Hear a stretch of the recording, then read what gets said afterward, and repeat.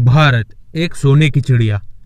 बहुत से विदेशी आक्रमणकारियों ने इस पर हमला कर इसकी आत्मा को छल्ली कर दिया था। हिम्मत जवाब दे रही थी, असत्य की विजय हो रही थी, खून पानी की तरह बह रहे थे।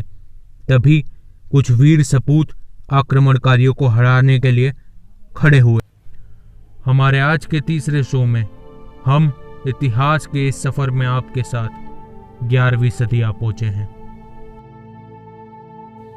11वीं सदी के भारत में आज हम एक ऐसे योद्धा और एक ऐसे शासक की बात करेंगे जो आखिरी हिंदू शासक था जिसने दिल्ली में अपना एक छत्र राज जमाया था। जी हाँ, आपने सही सुना, आखिरी हिंदू शासक वीर शिरोमणि पृथ्वीराज चौहान। पृथ्वीराज चौहान आकर्षक कदकाठी के वीर योद्धा थे। उन्हें बचपन से ही युद्ध नीति और घुड़सवारी में काफी रुचि थी। पृथ्वीराज चौहान का जन्म चौहान शासक सोमेश्वर सिंह और माता कर्पूरा देवी के यहाँ अजमेर में सन 1149 सीई में हुआ था। अगर चंद्र बरदाई द्वारा लिखित पृथ्वीराज रासो की माने तो पृथ्वीराज चौहान का जन्म उनके माता पिता की विवाह के कई वर्षों बाद हुआ था। इसलिए वो प्रजा में भी काफी प्रिय थे क्योंकि वो उनके इकलौते युवराज थे।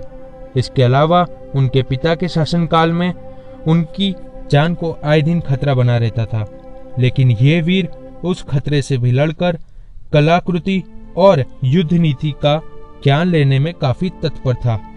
उन्होंने अपने गुरु राम सिंह द्वारा शब्दवेदी बाण चलाने की शिक्षा प्राप्त की। इसके अलावा चंद्र बरदाई की लिखित बुक पृथ्वीराज रासो की माने तो उन्हें घुड़सवारी और हाथियों को नियंत्रित करने का काफी शौक था। इसके अलावा वो अपने मित्र चंद्र बरदाई के साथ संस्कृत विद्यापीठ में जाकर संस्कृत का ज्ञान भी लिया करते थे। पृथ्वीराज चौहान और चंद्र बरदाई बचपन से अच्छे मित्र भी थे। पृथ्वीराज चौहान की अध्यक्षता में चंद्र बरदाई ने उनके लिए पिथौरागढ़ का निर्माण भी कराया था। आप सभी को बता दें, पृथ्वीराज चौहान को उनकी जनता राय पिथौरा भी बुलाती थी। सम्राट पृथ्वीराज चौहान के जीवन में संघर्षों की शुरुआत 11 वर्ष की आयु से ही हो गई। उनके पिता राजा सोमेश्वर सिंह की मृत्यु 1161 में अपने पड़ोसी शासकों के साथ युद्ध करते हुए हो गई। इसके पश्चात पड़ोसी शासकों का अजमेर पे कब्जा और गृह युद्ध की स्थिति आ गई। उनके पिता के मंत्रियों ने उन्हें 11 वर्ष की आयु में ही अजमेर का शासक घोषित कर दिया।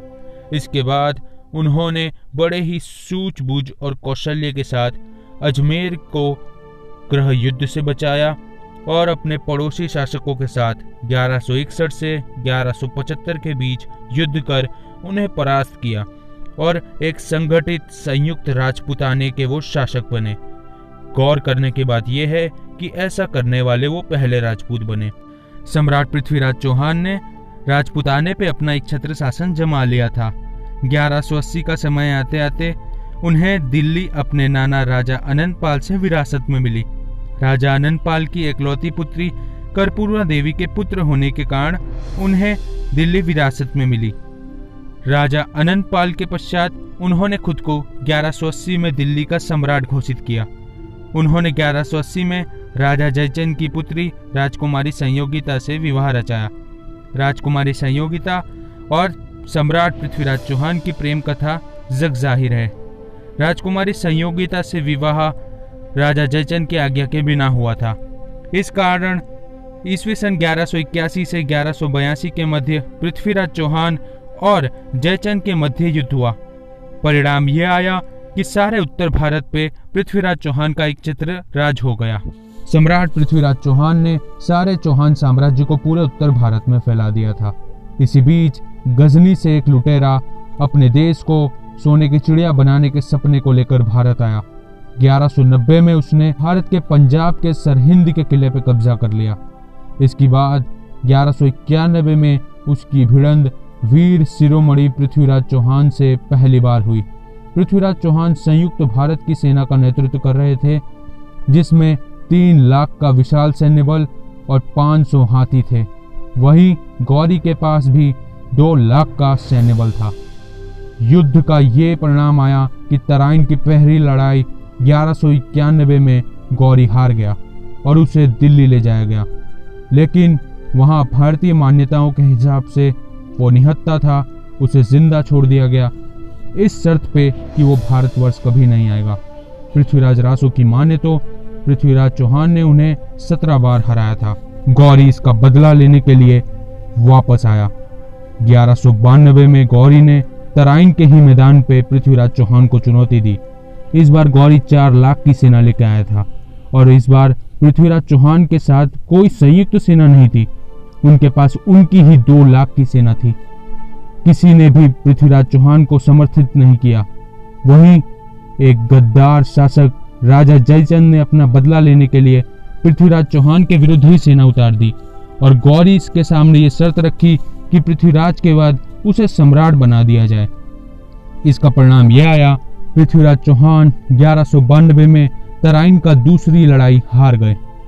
इसके बाद राजा जयचंद का क्या हुआ? वही हुआ जो एक गद्दार का होता है।